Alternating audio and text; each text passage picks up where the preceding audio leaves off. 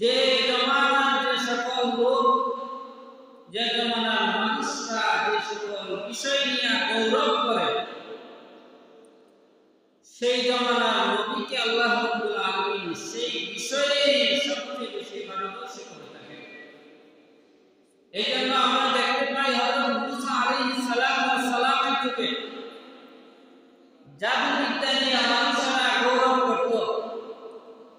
যে ব্যক্তি জাদুতে যত বেশি পারদর্শী হইত, ওই ব্যক্তির মর্যাদাই সেই জমানায় সবচেয়ে বেশি ছিল। এই জন্য আল্লাহ রাব্বুল আলামিন হযরত মুসা আলাইহিস সালামকে এমন একটা মুআজিজা দান করেছিলেন, যেই মুআজিজার মাধ্যমে সেই জমানার সকল জাদুকরদের জাদু দুনিশ্বাত করে দেওয়া হয়েছিল।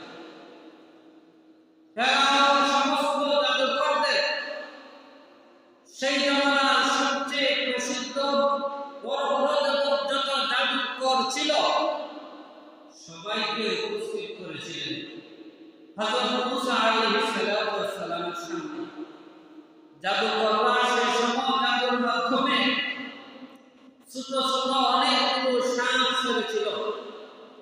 আল্লাহ রাব্বুল আলামিন মুসা আলাইহিস সালামকে বললেন, হে মুসা, তোমার লাঠি ছেড়ে দাও। মুসা আলাইহিস সালাম যখন নিজ লাঠিটা ছাড়লেন, অমনি একটা বিরাট সাপ হয়ে গেল, যা জাদুকরদের সমস্ত সাপকে গিলে ফেলেছে। এই জন্য সমস্ত জাদুকররা অবাক হয়ে গেল, সমস্ত জাদুকররা অবাক হয়ে গেল। এটা যেমন অবাক একটা কাণ্ড, আমাদের জাতির সমস্ত সাপকে ওই সাপটা গিলে ফেলল, এটা জাদু হতে পারে না, একটা সৃষ্টিকর্তার পক্ষ থেকে অবশ্যই এক বিশেষ দান। সমস্ত জাদুকররা সাথে কালিমা পড়ে মুসলমান। ফেরাউন অবাক হয়ে গেল, ফেরাউনের রাগ আরো বৃদ্ধি পেয়ে গেল যে কি এমন কাণ্ড ঘটাইলাম। মানুষের সমস্ত মানুষদেরকে উপস্থিত করেছিলাম জাদুকরদের সামনে মুসাকে পরাস্ত করার জন্য, লাঞ্ছিত করার জন্য, কিন্তু সে এমন কি দেখাইল যার কারণে জাদুকররা পর্যন্ত মুসলমান হয়ে গেল। আল্লাহ রাব্বুল আলামিন হযরত মুসা আলাইহিস সালামকে আরেকটা বিশেষ মুআজিজা দান করেছিলেন। ওনার হাত যখন বগলের নিচে রাখিয়া হাতকে প্রকাশ করতেন, বাহির করতেন, ওনার হাত তখন আলোকিত, আলো জ্বলজ্বল, হাত তখন সাদা আলো ঝিকিমিকি করত। এই জন্য হযরত ইউসুফ আলাইহিস সালামের জমানায় মানুষ সৌন্দর্যের প্রতিযোগিতা করত, কার চেয়ে কে বেশি সুন্দর। এই জন্য আল্লাহ রাব্বুল আলামিন হযরত ইউসুফ আলাইহিস সালামকে অর্ধজাহানের সৌন্দর্য দিয়ে দুনিয়াতে প্রেরণ করেছেন। হযরত ইউসুফ আলাইহিস সালাম কেমন সুন্দর ছিল, জুলাইখাকে যখন মানুষ দোষারোপ করতে লাগলো, তুমি ইউসুফের দিকে পাগল হলে কেন, জুলাইখা তখন ওই সমস্ত মহিলাদেরকে এক জায়গায় উপস্থিত করলো হযরত ইউসুফকে দেখানোর জন্য। সবার হাতে একটা করে ফল আর একটা করে ছুরি দেওয়া হলো। ইউসুফকে যখন সামনে নেওয়া হলো, এদেরকে বলা হলো তোমরা ফলটা কাটো।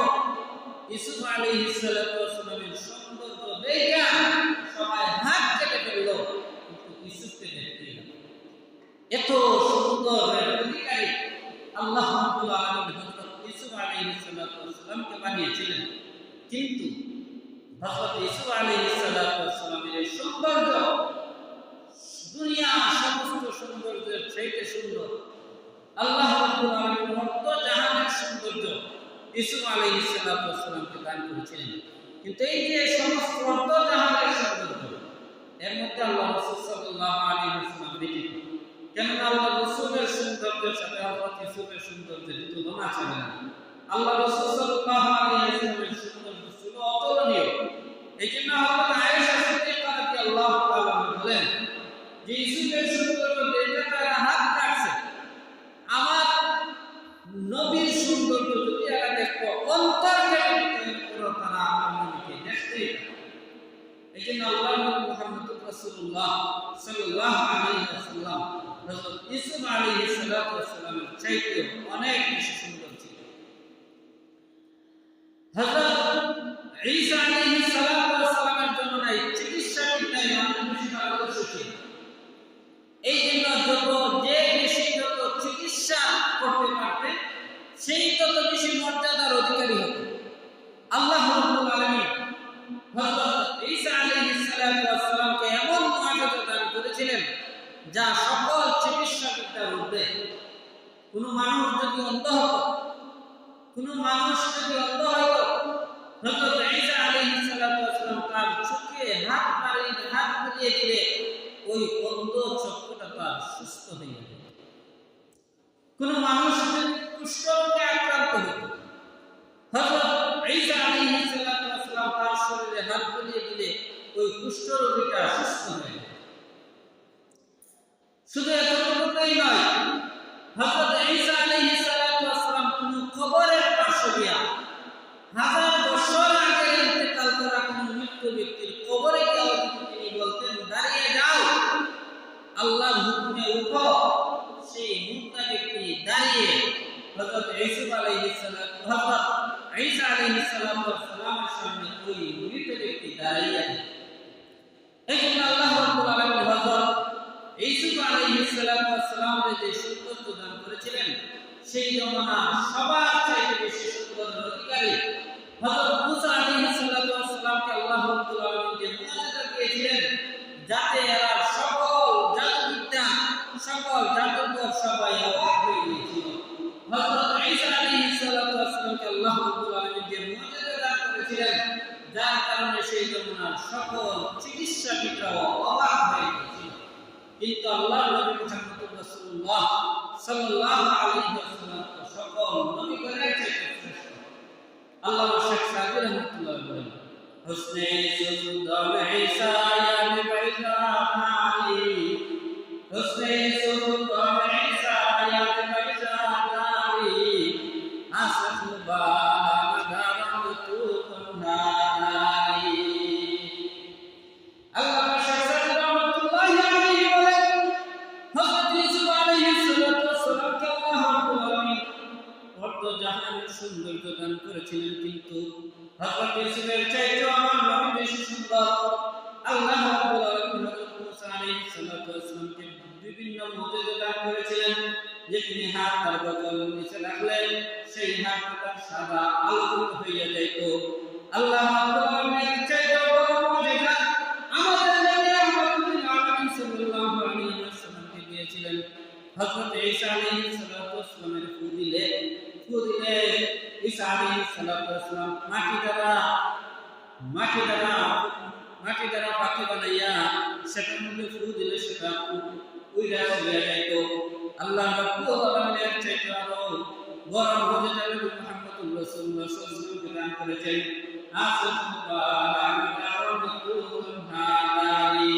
আল্লাহ রাব্বুল আলামিন সমস্ত নবী রাসূলদেরকে যত মুজিজা দান করেছিলেন রব্বুল আলামিন একা তার হাবিব রাহমাতুল আলামিন সাল্লাল্লাহু আলাইহি ওয়াসাল্লামকে দান করেছে। এজন্য যে জমানার মানুষ যে সকল কাজে বেশি পারদর্শী সেই সকল বিষয়ে অধিক বেশি পারদর্শী করে আল্লাহ রাব্বুল আলামিন সেই নবীকে মুজিজা দান করেন। এই জন্য উম্মতে মুহাম্মাদি শেষ জমানায় বিমান চালাবে, এরা রকেট চালাবে, এরা আকাশে ওঠার চেষ্টা করবে, চন্দ্র দেশে যাওয়ার চেষ্টা করবে। এই জন্য আল্লাহ রাব্বুল আলামিন আমাদের নবী সাইয়্যিদুল মুরসালিন রাহমাতুল আলামিন হযরত মুহাম্মদ রাসূলুল্লাহ সাল্লাল্লাহু আলাইহি ওয়াসাল্লামকে এমন সব মুআজিজা দান করেছেন যা কিয়ামত পর্যন্ত কোনো ব্যক্তির পক্ষে, মানুষের পক্ষে, বৈজ্ঞানিকের পক্ষে সম্ভব হবে না। আল্লাহ নবী মুহাম্মদ রাসূলুল্লাহ সাল্লাল্লাহু আলাইহি ওয়াসাল্লাম এই দুনিয়াতে অবস্থান করে হাতের ইশারায় চাঁদকে দ্বিখণ্ডিত করেছেন। দুনিয়ার কারো পক্ষে চাঁদকে দ্বিখণ্ডিত করা সম্ভব না। আল্লাহ নবী মুহাম্মদ রাসূলুল্লাহ সাল্লাল্লাহু আলাইহি ওয়াসাল্লাম মক্কার জমিনে বসে আঙ্গুল দ্বারা ইশারা করেছেন, চাঁদ দুই টুকরা হয়ে গেছে। এই জন্য শেষ জামানার মানুষ বিমান চালিয়ে উপরে যাবে, শেষ জামানার মানুষ প্লেন চালিয়ে উপরে যাবে, রকেটে সরবে, এগুলো আল্লাহ রাব্বুল আলামিন জানেন কি জানেন না? সেই জন্য মানুষ ছাগল দেশে যাওয়ার চেষ্টা করবে, আল্লাহ রাব্বুল আলামিন জানেন। এই জন্য আল্লাহ রাব্বুল আলামিন গুনাহকে ছড়াইয়া, আল্লাহ রাব্বুল আলামিন জিনত নামক লিফটের মধ্যে ছড়াইয়া, আল্লাহ রাব্বুল আলামিন অপরের মধ্যে ছড়াইয়া, আল্লাহ হাবিব মুহাম্মদুর রাসূলুল্লাহ সাল্লাল্লাহু আলাইহি ওয়াসাল্লামকে পবিত্র মক্কা থেকে বাইতুল মাকদিসের মধ্যে নিয়েছেন। বাইতুল মাকদিস থেকে প্রথম আসমানে, দ্বিতীয় আসমানে, তৃতীয় আসমান, চতুর্থ আসমান, পঞ্চম আসমান, ষষ্ঠ আসমান, সপ্তম আসমান, সিদরাতুল মুনতাহা, আল্লাহ রাব্বুল আলামিন আরশ পর্যন্ত আল্লাহ রাব্বুল আলামিন নবী মুহাম্মদুর রাসূলুল্লাহ সাল্লাল্লাহু আলাইহি ওয়াসাল্লামকে নিয়ে গেছে। হযরত মুহাম্মদুর রাসূলুল্লাহ সাল্লাল্লাহু আলাইহি ওয়াসাল্লাম উম্মে হানির ঘরে শহীদ। তিনি বলেন, আমি স্বপ্নে দেখতেছি উম্মে হানির ঘরে সাতটা পাকা কইরা হযরত জিবরাইল আলাইহিস সালাম আমার কাছে এসেছেন। আমার তখন কিছু ঘুম, আবার আমি সজাগ, এমন অবস্থায় করে তুইলাম। হযরত জিবরাইল নিয়ে রাখলেন হাতিমে কাবার মধ্যে, রাখলেন।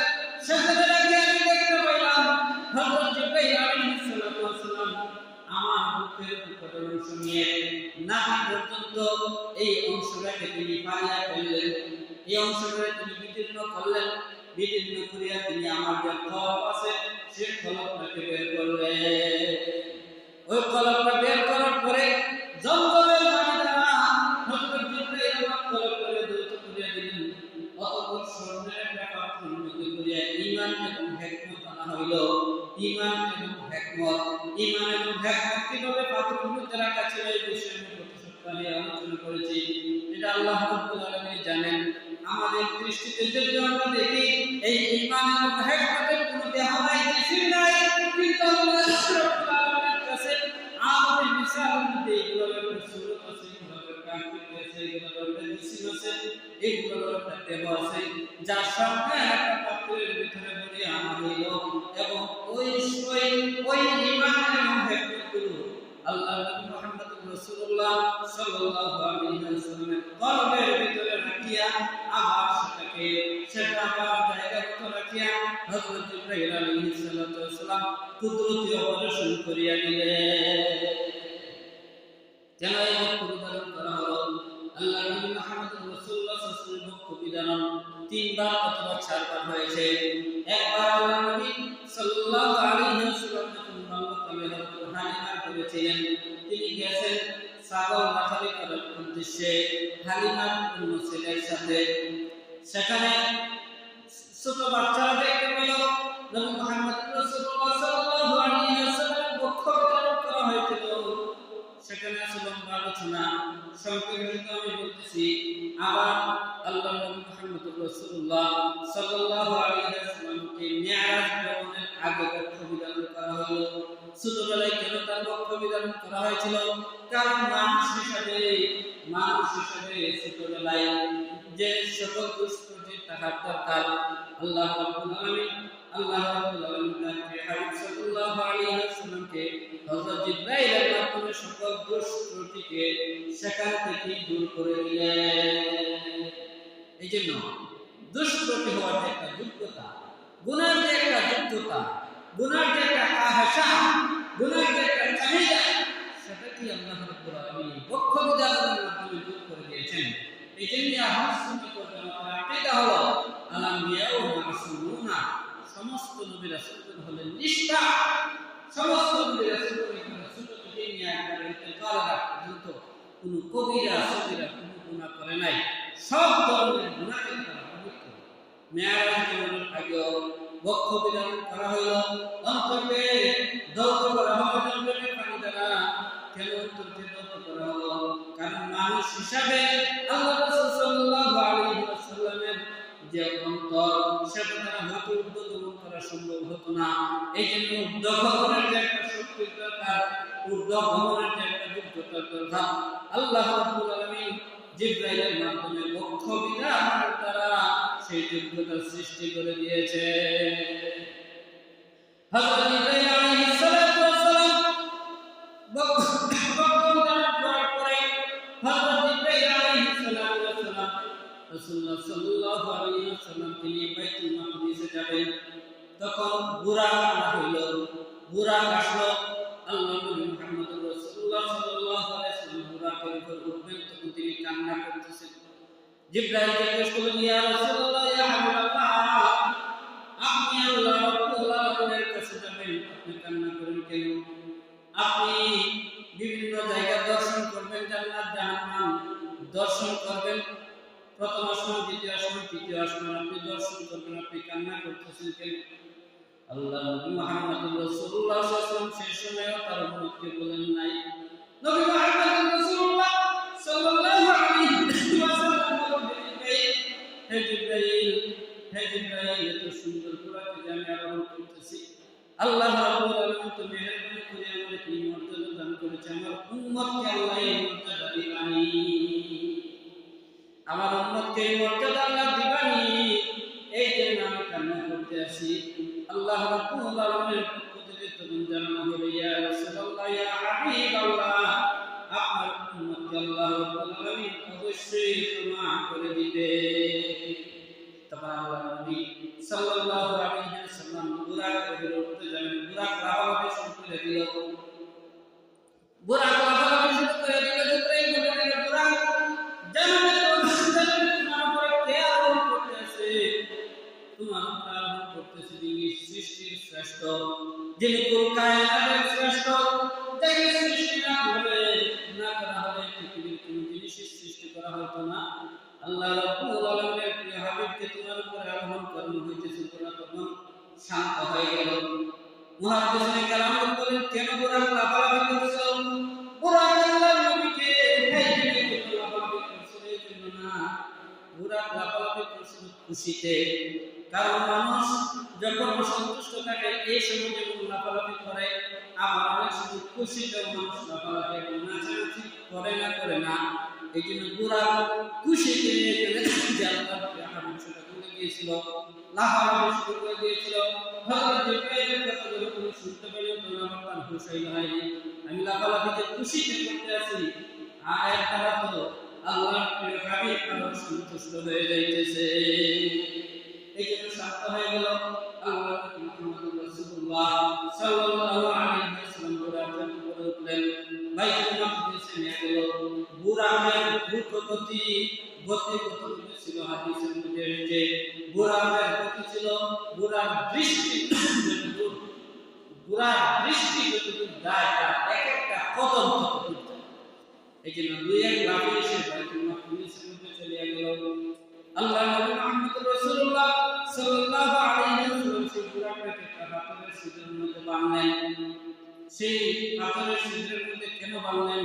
কারণ বুরাক তার যাওয়ার কথা না, বুরাক আল্লাহ নবী মুহাম্মদ রাসূলুল্লাহ সাল্লাল্লাহু আলাইহি ওয়াসাল্লামকে চিনে, এই বুরাককেই তো পাঠানো হয়েছিল তারা প্রথম আসমান, দ্বিতীয় আসমান, তৃতীয় সপ্তম আসমানে যাওয়ার জন্য। বুরাক যাবেন না, বাঁধলেন কেন? মুহাদ্দিসিনে কেরাম বলেন, এই বুরাকটিকে বাঁধা হয়েছিল আল্লাহ নবী মুহাম্মদ রাসূলুল্লাহ সাল্লাল্লাহু আলাইহি ওয়াসাল্লাম অন্যান্য নবীদের সুন্নাত আদায় করার জন্য। বাইতুল মাকদিসে বহু নবী রাসূলগণের আগমন করেছে, যারা তাদের বিভিন্ন জন্তু বাহন জন্তুগুলোকে ওই পাথরের মধ্যে বাঁধতেন। আল্লাহ নবী মুহাম্মদ রাসূলুল্লাহ সাল্লাল্লাহু আলাইহি ওয়াসাল্লাম অন্যান্য নবীদের সুন্নাত আদায় করার জন্য তিনি পাথরের মধ্যে বুরাক করে রেখেছেন। আল্লাহ নবী মুহাম্মদ রাসূলুল্লাহ সাল্লাল্লাহু আলাইহি ওয়াসাল্লাম যখন বাইতুল মাকদিসের মধ্যে আসলেন, তিনি দেখতে পেলেন লক্ষ লক্ষ মানুষ। জিবরাইল জিজ্ঞেস করলেন, জিবরাইলেরা কারা? হযরত জিবরাইল বললেন, ইয়া রাসূলুল্লাহ, ইয়া হাবিবাল্লাহ, সম্মানার্থে আল্লাহ রাব্বুল আলামিন হযরত আদম আলাইহিস সালাতু ওয়াস সালাম থেকে হযরত ঈসা আলাইহিস সালাতু ওয়াস সালাম পর্যন্ত লক্ষ লক্ষ নবী রাসূল যাদেরকে দুনিয়াতে প্রেরণ করেছেন, সবাইকে আল্লাহ রাব্বুল আলামিন আপনাকে সংবর্ধনা জানানোর জন্য বাইতুল মাকদিসে উপস্থিত করেছেন। সুবহানাল্লাহ। আমরা যখন অনেক সময় দেখতে পাই কেউ যদি হজে যায়, তাহলে আমরা তারে কিছু দূর এগিয়ে দেই, সম্বর্ধনা জানাই। কোনো বড় বক্তা বড় বুজুর্গ যখন মাহফিলে আসে আমরা অনেক সময় সম্বর্ধনা জানাই, ইয়া রাসূলুল্লাহ ইয়া হাবিবাল্লাহ, আপনি যাবেন আল্লাহ রাব্বুল আলামিনের কাছে, আপনি প্রথম আসমান, দ্বিতীয় আসমান, তৃতীয়, চতুর্থ, পঞ্চম, ষষ্ঠ, সপ্তম আসমান ভ্রমণ করবেন, সিদরাতুল মুনতাহায় যাবেন। এগুলো সম্বর্ধনা জানানোর জন্য আল্লাহ রাব্বুল আলামিন লক্ষ লক্ষ নবীর রাসূলদের উপস্থিত করেছেন। এখানে 2 রাকাত নামাজ আদায় করা হবে। কে করবে? কি জিবরাইল আলাইহিস সালাতু ওয়াস সালাম বলেন, ইয়া রাসূলুল্লাহ ইয়া হাবিবাল্লাহ, আল্লাহ রাব্বুল আলামিন জানিয়ে দিয়েছেন আজকের এই নামাজের ইমামতি ও হকদারের একমাত্র আপনি আজকে নামাজের ইমামতি করবেন। আল্লাহ রাসূল সাল্লাল্লাহু আলাইহি ওয়াসাল্লাম এক লক্ষ মতন করে 2,36,000 পয়গম্বর, যদিও মোটটা দুর্বল, নির্দিষ্ট করা সঠিক না, এরপর হয়তো বলে 1 লক্ষ বা 2,36,000 পয়গম্বর, এটা নির্দিষ্ট করা সঠিক না, বা এটা দুর্বল বর্ণনা এসেছে। কেউ বলেন 1 লক্ষ বা 2,36,000 পয়গম্বর, যত নবী আসলে ভক্ত কিনা সবাইকে আল্লাহ রাব্বুল আলামিন বাইতুল মাকদিসে উপস্থিত করেছেন এবং সবাইকে মুক্তাদি বানিয়ে আল্লাহ রাসূল সাল্লাল্লাহু আলাইহি ওয়াসাল্লাম 2 রাকাত নামাজের ইমামতি করেছেন। এই জন্যই আমাদের নবী ইমামুল মুরসালিন, আমাদের মুহাম্মদ রাসূলুল্লাহ সাল্লাল্লাহু আলাইহি ওয়াসাল্লাম ইমামুল মুরসালিন, সমস্ত নবী রাসূলগণের ইমাম, সমস্ত নবী রাসূলগণের ইমাম। তো তিনি যখন নামাজ শেষ করলেন, হযরত জিবরাইল আলাইহিস সালাতু ওয়াস সালাম দুইটা পেয়ালায়, দুইটা সোনার পেয়ালায়, একটা পেয়ালার মধ্যে ছিল দুধ আর একটা পেয়ালার মধ্যে ছিল মদ উপস্থিত করলেন। আপনাদের আপনি একটা গ্রহণ করুন, যে কোনো একটা গ্রহণ করুন। নবী মুহাম্মদ রাসূলুল্লাহ সাল্লাল্লাহু আলাইহি ওয়াসাল্লাম দুধের পেয়ালা গ্রহণ করলেন। তখন হযরত জিবরাইল আলাইহিস সালাতু ওয়াস সালাম বললেন, ইয়া রাসূলুল্লাহ ইয়া হাবিবাল্লাহ, আপনি সঠিক গ্রহণ করেছেন, সঠিক গ্রহণ করেছেন। কারণ দুধ একটা পবিত্র জিনিস, মদ যদি গ্রহণ করতেন তাহলে হয়তো আপনার উম্মত কষ্ট হয়ে যেত। অতঃপর হযরত জিবরাইল আলাইহিস সালাতু ওয়াস সালাম আল্লাহর নবী মুহাম্মদ রাসূলুল্লাহ সাল্লাল্লাহু আলাইহি ওয়াসাল্লামকে নিয়ে প্রথম আসমানে যাবেন। এই জন্য আনা হইল আরেকটা সিঁড়ি, যার নাম জিনাত। সিঁড়ি নাম হচ্ছে জিনাত, মি'রাজ, এটা আরবি উর্দু থেকে আসছে। মি'রাজ এর অর্থ হচ্ছে সিঁড়ি। তো মি'রাজে যাওয়ার জন্য আমরা রাসূল সাল্লাল্লাহু আলাইহি ওয়াসাল্লাম করতে সিঁড়িটা আনা হয়েছিল, সেটার নাম হচ্ছে জিনাত।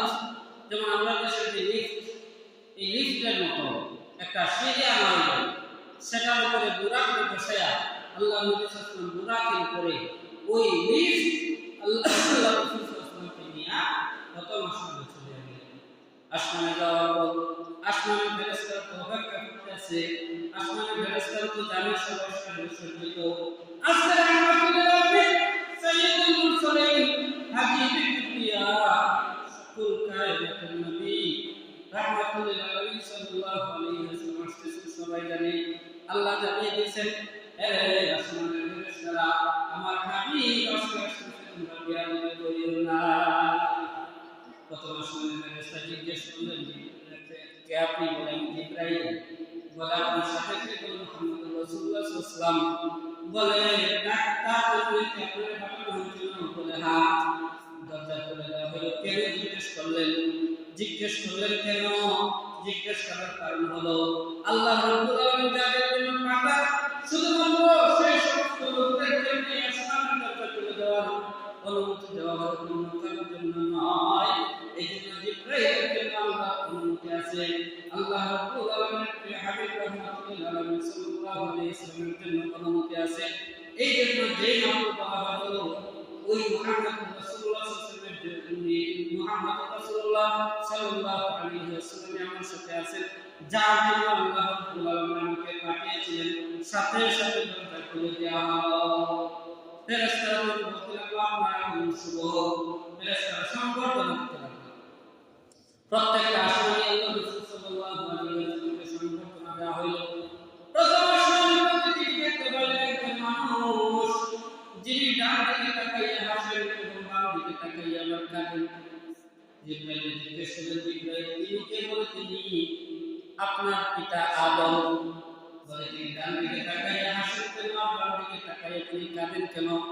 হযরত ইব্রাহিম আলাইহিস সালাতু ওয়াস সালাম বলেন, ইয়া রাসূলুল্লাহ, ইয়া হাবিবাল্লাহ, আপনি আপনার ডান দিকে তাকাইয়া দেখুন অনেকগুলো রূহ দেখা যায়, আবার বাম দিকে তাকাইয়া দেখুন অনেকগুলো রূহ দেখা যায়।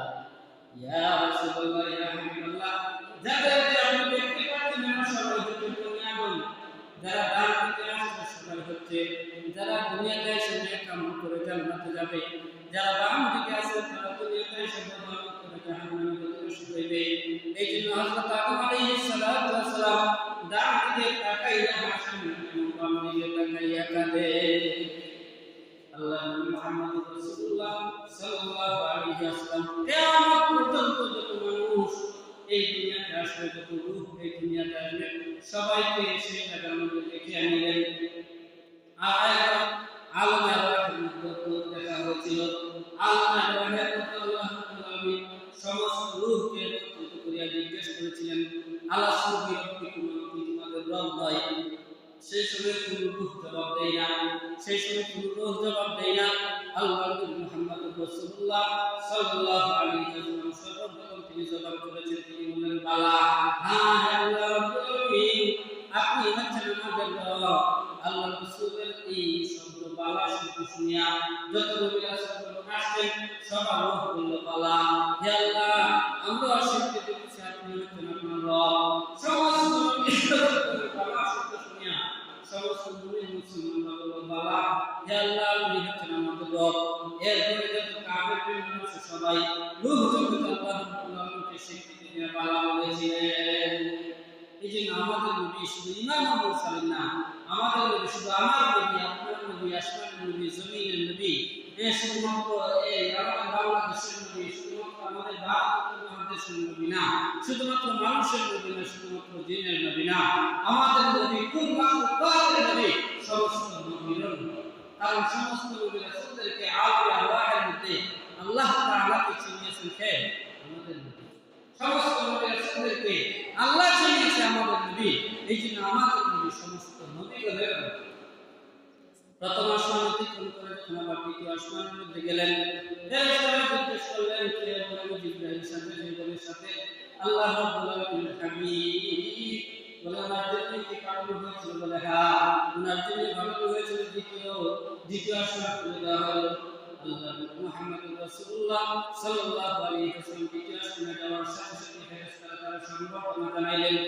সমস্ত ফেরেশতারা মিলিয়া দ্বিতীয় আসমানের সমস্ত ফেরেশতারা মিলিয়া রাহমাতুল লিল আলামিন সাল্লাল্লাহু আলাইহি ওয়াসাল্লামকে সংবর্ধনা জানাইলেন।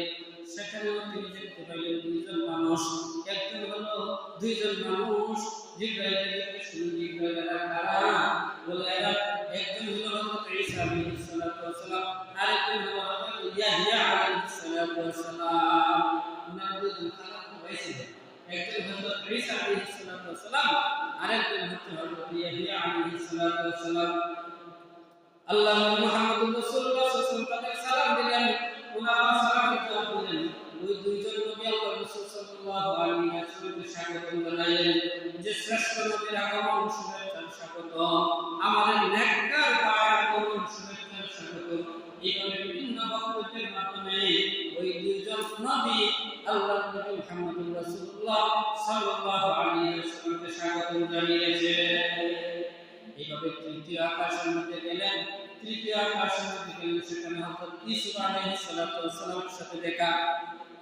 হযরত ইউসুফ আলাইহিস সালাতু ওয়াস সালাম অনেক বেশি সুন্দর ছিলেন, যা আমি বলছি। হযরত ইউসুফ আলাইহিস সালাতু ওয়াস সালাম তারে স্বাগত জানাইলেন। চতুর্থ আকাশে হযরত ইদ্রিস আলাইহিস সালাতু ওয়াস সালামের সাথে দেখা। হযরত ইদ্রিস আলাইহিস সালাতু ওয়াস সালাম তারে স্বাগত জানাইলেন। পঞ্চম আকাশের মধ্যে পঞ্চম আকাশে হযরত হারুন আলাইহিস সালাতু ওয়াস সালামের সাথে দেখা। হযরত হারুন আলাইহিস সালাতু ওয়াস সালাম তারে স্বাগত জানাইলেন। ষষ্ঠ আকাশে হযরত মূসা আলাইহিস সালাতু ওয়াস সালামের সাথে দেখা। হযরত মূসা আলাইহিস সালাতু ওয়াস সালাম তারে স্বাগত জানাইলেন। যে শ্রেষ্ঠ নবীর আগমন, নেককার নবীর আগমন, শুভেচ্ছা, স্বাগত, এই ধরনের বিভিন্ন বক্তব্যের মাধ্যমে ষষ্ঠ আকাশে মূসা আলাইহিস সালাতু ওয়াস সালাম আমাদের নবী সাইয়্যিদুল মুরসালিন রাহমাতুল লিল আলামিন মুহাম্মদ রাসূলুল্লাহ রাসূলুল্লাহ সাল্লাল্লাহু আলাইহি ওয়াসাল্লামকে স্বাগত জানাইলেন। অতঃপর সপ্তম আকাশে গেলেন, সেখানে হযরত ইব্রাহিম আলাইহিস সালামের সাথে দেখা। আল্লাহর নবী মুহাম্মদ রাসূলুল্লাহ সাল্লাল্লাহু আলাইহি ওয়াসাল্লাম দেখেন এক ব্যক্তি বসে আছে এবং তার চতুর্পার্শ্বের সামনে বিভিন্ন ছোট বাচ্চারা খেলাধুলা করতেছে। জিব্রাইলকে জিজ্ঞেস করলেন, জিব্রাইল কি এসে বলে তুমি ইব্রাহিম সামনের বাচ্চাগুলো কারা? বলে সামনের বাচ্চাগুলো হলো পর্যন্ত যে সকল ছোট বাচ্চারা নাবালক অবস্থায় বানাবে আল্লাহ রাব্বুল আলামিন হযরত ইব্রাহিম আলাইহিস সালামকে বাবা বানাইয়া ইব্রাহিমের সামনে তাদেরকে রাখিয়া দিয়েছেন। ইব্রাহিম আলাইহিস সালাম তাদেরকে লালন করে। এই জন্য সপ্তম আকাশে হযরত ইব্রাহিম আলাইহিস সালামকে পেলেন। হযরত ইব্রাহিম আলাইহিস সালাম স্বাগত জানাইলেন, আমার নেককার সন্তানের আগমন, শুভেচ্ছার স্বাগতম, নেককার নবীর আগমন, শুভেচ্ছার স্বাগতম। ইব্রাহিম আলাইহিস সালাম এভাবে সংবর্ধনা জানাইলেন। অতঃপর মুহাম্মদ রাসূলুল্লাহ সাল্লাল্লাহু আলাইহি ওয়াসাল্লাম বাইতুল মামুর দেখলেন। ওই বাইতুল মামুর, যে বাইতুল মামুরের ভিতরে প্রতিদিন ৭০,০০০ ফেরেশতা ইবাদতের জন্য ঢুকে, যারা আর কখনো ওই বাইতুল মামুরে ইবাদতের সুযোগ পাবে না। আল্লাহ তাআলা কত কোটি কোটি ফেরেশতা দুনিয়াতে সৃষ্টি করেছে, যে ৭০,০০০ ফেরেশতা যে একবার বাইতুল মামুরে ঢুকবো, দ্বিতীয়বার ঢোকার সুযোগ হবে না।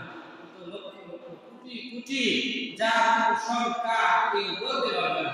ফেরেশতার সংখ্যা কত সেটা বলা, সেটা বলা কোনো কারণ নাই। এই জন্য ফেরেশতারা এই বাইতুল মামুরে ইবাদত করে। অতঃপর আল্লাহর নবী মুহাম্মদ রাসূলুল্লাহ সাল্লাল্লাহু আলাইহি ওয়াসাল্লামকে সিদরাতুল মুনতাহায় নেওয়া হলো। সিদরাতুল মুনতাহায় বড়ই গাছ, যার পাতাগুলো হাতের কানের মতো, যার ফলগুলো হচ্ছে হিজাজ নামক জায়গার বা হিজর নামক জায়গার বড় বড় মক্কার মতো অনেক বিশাল আকারের টাকার গাছ। সেই গাছের মধ্যে আল্লাহর নবীকে স্বাগতম জানাই, আল্লাহর নবী মুহাম্মদ রাসূলুল্লাহ সাল্লাল্লাহু আলাইহি ওয়াসাল্লামকে স্বাগতম জানাই। অতঃপর হযরত সিদরাতুল মুনতাহার মধ্যে গেলেন। সিদরাতুল মুনতাহায় হযরত ইব্রাহিম আলাইহিস সালাম ছিলেন। বিশুদ্ধ বর্ণনায় আল্লাহ রাসূল তত জায়গায় ছিলেন, হযরত ইব্রাহিম তত জায়গায় ছিলেন। এইজন্য এই সিদরাতুল মুনতাহাই হলো আল্লাহ রাসূল সাল্লাল্লাহু আলাইহি ওয়াসাল্লামের শেষ প্রমাণ। সেখানে অবস্থান করলেন। অতঃপর কতটুকু বিষয় সেটা নির্দিষ্ট না লড়াই জানেন আল্লাহ রাব্বুল আলামিন জানেন। তবে বিশুদ্ধ বর্ণনা অনুযায়ী আল্লাহ রাসূল সাল্লাল্লাহু আলাইহি ওয়াসাল্লাম চোখ পর্যন্ত ছিলেন, হযরত ইব্রাহিম পর্যন্ত ছিলেন। কিন্তু কিছু জায়গায় বর্ণনা পাওয়া যায় হযরত ইব্রাহিম আলাইহিস সালাম ইয়া রাসূলুল্লাহ ইয়া হাবিবাল্লাহ, আমার সামনে যাওয়ার অধিকার নাই, সামনে যাওয়ার অধিকার নাই। এখন আল্লাহ রাব্বুল আলামিন নফরত পাঠাইয়া সামনে নিলেন। আল্লাহ রাব্বুল আলামিনের সাথে বিভিন্ন কথা হলো। আল্লাহ রাব্বুল আলামিন রাহমাতুল লিল আলামিন সাল্লাল্লাহু আলাইহি ওয়াসাল্লামকে বিভিন্ন ধরনের উপহার দিলেন। 50 ওয়াক্ত নামাজ দিলেন। পরে হযরত মুসা আলাইহিস সালামের সাথে সাক্ষাৎ করার পরে তিনি বললেন, আপনার উপর 50 ওয়াক্ত নামাজ পড়তে হবে না, 5 ওয়াক্ত করে প্রমাণ হলো, 5 ওয়াক্ত নামাজ।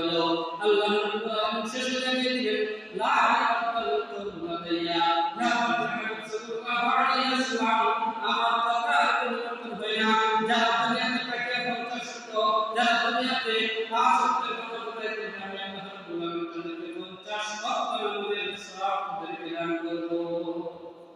এই যে মেরাজ, যে আল্লাহ রাব্বুল আলামিন রাসূলুল্লাহ সাল্লাল্লাহু আলাইহি ওয়াসাল্লাম যে উপহার দিয়েছিলেন, এর মধ্যে শ্রেষ্ঠ একটা উপহার হলো নামাজ। এই জন্য আমাদের সবার নামাজ আদায় করতে হবে। আল্লাহ নবী মুহাম্মদ রাসূলুল্লাহ সাল্লাল্লাহু আলাইহি ওয়াসাল্লাম মেরাজে জান্নাত দেখেছিলেন, জাহান্নাম দেখেছিলেন। এই জন্য দুনিয়াতে করতে পারবেন না, জান্নাত দেখো না, জাহান্নাম দেখো না, তাহলে বিশ্বাস করতে না। কারণ পিতা বাবা দেখে আসলে দেখার দরকার আছে দরকার নাই।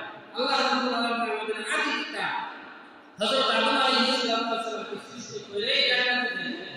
মেরাজে যখন আল্লাহ রাব্বুল আলামিন নবী মুহাম্মদ রাসূলুল্লাহ সাল্লাল্লাহু আলাইহি ওয়াসাল্লামকে জান্নাত এবং জাহান্নাম পরিদর্শন করিয়েছেন। এই যে দুনিয়ার কোন নাস্তিক বেঈমান দেখো না, বিশ্বাস করতে গেল আমরা জবাবে বলতে পারি আমরা দেখি নাই, কিন্তু আমাদের আদি পিতা হযরত আদম এবং আমাদের নবী রাহমাতুল লিল আলামিন সাল্লাল্লাহু আলাইহি ওয়াসাল্লাম জান্নাত এবং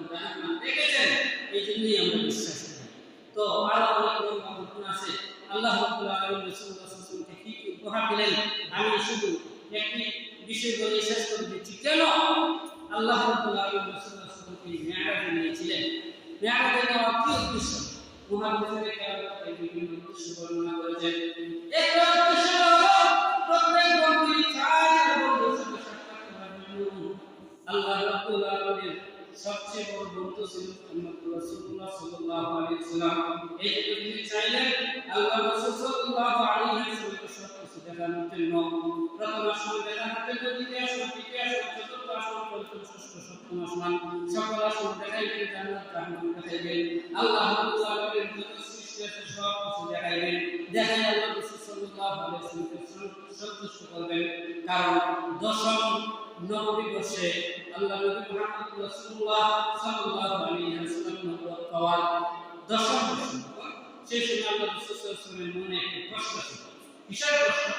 যে আল্লাহ রাসূল সাল্লাল্লাহু আলাইহি ওয়াসাল্লাম যারা সাহায্য সহযোগিতা করেছিলেন, এর মধ্যে একজন সবচেয়ে বেশি সাহায্য সহযোগিতা যারা করতেন, একজন ছিল আবু তালিব, আরেকজন ছিল হযরত খাদিজা রাদিয়াল্লাহু তাআলা। আবু তালিব মক্কার কাফেরদেরকে আবু তালিবকে বলল, আবু তালিব তোমার ভাতিজারে একটু দাওয়াত বন্ধ করার জন্য বলো, আমি একটু কম্পিউটার রাখতাম না। আবু তালিব বলল যে আমার ভাতিজা মক্কার কুরাইশ সবাই একসাথে বলছে তুমি দাওয়াত বন্ধ না করো, তোমার মাইনে নেব, তুমি আর দাওয়াত দিও না। আল্লাহ মুহাম্মদ রাসূলুল্লাহ সাল্লাল্লাহু আলাইহি ওয়াসাল্লাম তুমি আমার কাছে না, আপনি যদি আমার সাহায্য করা বন্ধ করে দেন, আমার দুনিয়ার কোনো সাহায্যের প্রয়োজন নাই। রব্বুল আলামিন আমাকে যে কাজের জন্য দুনিয়াতে প্রেরণ করেছেন সেটার দাওয়াত অবশ্যই আমাকে দিতে হবে। প্রয়োজন হলে আপনিও আমাকে সাহায্য করা বন্ধ করে দেন, এরপর আমি ঈমানের দাওয়াত বন্ধ করতে পারবো না। এই জন্য আবু তালিব তখন আল্লাহ রাসূলকে বললেন, হ্যাঁ আমার ভাতিজা, তুমি তোমার দাওয়াত দিতেই থাকো, তুমি তোমার দাওয়াত দিতেই থাকো, হে তোমার উপর আক্রমণ করে সেটা দেখার দায়িত্ব আমার। সারা জীবন আবু তালিব রাসূলুল্লাহ সাল্লাল্লাহু আলাইহি ওয়াসাল্লামকে সাহায্য করেছেন, কিন্তু আবু তালিবের ইন্তেকাল করেছেন। আল্লাহ নবী মুহাম্মদ রাসূলুল্লাহ সাল্লাল্লাহু আলাইহি ওয়াসাল্লাম করে কষ্ট আরেকজন তিনি সাহায্য করেছেন হযরত খাদিজা রাদিয়াল্লাহু তাআলা আনহা। খাদিজা রাদিয়াল্লাহু তাআলা আনহা আল্লাহ নবী মুহাম্মদ রাসূলুল্লাহ সাল্লাল্লাহু আলাইহি ওয়াসাল্লামের সাথে সবসময় থাকতেন। যারা ভয় করতে যাইতেন তখন তিনি সাবান নিয়ে যাইতেন। সারা জীবন আল্লাহ রাসূলের সহযোগিতা করেছেন। এই জন্য হযরত আয়েশা সিদ্দিকা রাদিয়াল্লাহু তাআলা আনহা উম্মুল মুমিনিন বলেন, আল্লাহ রাসূলের অন্য স্ত্রীদের নিয়ে আমার সবাই ঈর্ষা হতো না, খাদিজার নিয়ে ঈর্ষা হতো। কেন ঈর্ষা হতো? কারণ আল্লাহ রাসূল সাল্লাল্লাহু আলাইহি ওয়াসাল্লাম হযরত খাদিজাকে নিয়ে যত বেশি আলোচনা করতেন, অন্য কোনো স্ত্রীকে নিয়ে তত বেশি আলোচনা করতেন না। সেই সময় হযরত খাদিজা ইন্তেকাল হয়ে গেল। আল্লাহ রাসূল সাল্লাল্লাহু আলাইহি ওয়াসাল্লাম কষ্ট তিনি মনে করতেন আমি এখন প্রায় যাই, এরা যদি ঈমান গ্রহণ করে আমার মনটা একটু খুশি হবে, কিন্তু না, যখন প্রায় গেল তাই আমার সবাই বিভিন্ন কষ্ট ছিল। তাই আমি কাছে দিল যখন তুমি না বললো তোমার সারা কি আপনি আল্লাহ নবী আর ওখান থেকে বানাতে পারবো না, তুমি আমার কাছে কিসের জন্য আসো? কথাবার্তার মাধ্যমে বিভিন্ন আক্রমণ করতে লাগলো।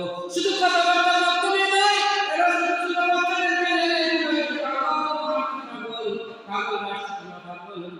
হাতুর নিক্ষেপ করে ছোট বাচ্চারা একের পর এক আল্লাহ নবী মুহাম্মদ রাসূলুল্লাহ সাল্লাল্লাহু আলাইহি ওয়াসাল্লামের বদন মুবারকে যেই শরীরের পাশাপাশি পর্যন্ত বসে নাই, সেই শরীরের মধ্যে ছোট বাচ্চারা হাতুর নিক্ষেপ করতে লাগলো। আল্লাহ নবী মুহাম্মদ রাসূলুল্লাহ সাল্লাল্লাহু আলাইহি ওয়াসাল্লামের শরীর থেকে রক্ত বের হতে শুরু করলো। জিবরাইল আলাইহিস সালাম শপথ নিয়ে রাসূলুল্লাহ ইয়া হাবিবাল্লাহ আপনি শপথ অনুমতি দেন, এই দুইটা পাহাড় আছে আপনি অনুমতি দেন, দুইটা পাহাড়কে আমি আয়াত শরীফ মুহাম্মদকে ধ্বংস করে দেব। আল্লাহ নবী মুহাম্মদ রাসূলুল্লাহ সাল্লাল্লাহু আলাইহি ওয়াসাল্লাম বলেন, আমি তো দুনিয়াতে শুধু রহমতের জন্য মানুষকে মারার জন্য না, হতে পারে এরা বুঝে না আমার আছে, এরা ধ্বংস করার হয়তো ঈমান আনয়ন করবে। কেমন রাহমাতুল্লাহ সাল্লাল্লাহু আলাইহি ওয়াসাল্লাম রাসূলুল্লাহ সাল্লাল্লাহু আলাইহি ওয়াসাল্লাম আবু তালিবের কষ্ট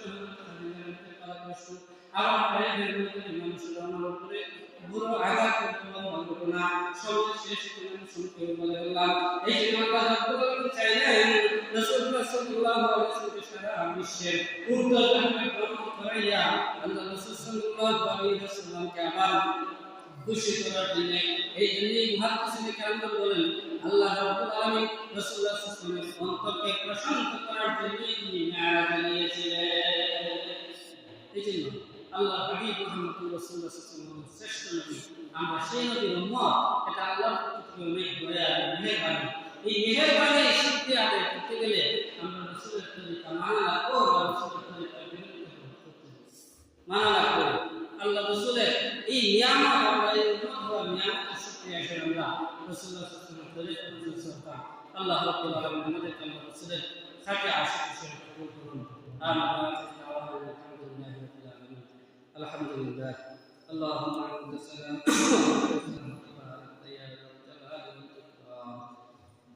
ربنا آتنا في الدنيا حسنة وفي الآخرة حسنة وقنا عذاب النار رب العالمين أعزم الشكر أعزم التكبير فضل الله قرآن الحديث تكي سال سنة ربنا سبوك رب العالمين يا الله ذكر يوم الشرك يا الله التوفيق دلنا يا الله تجزم بسيط يا الله نقول في الطريق ونزل صلاة التوفيق دلنا الله আমাদের যারা অসুস্থ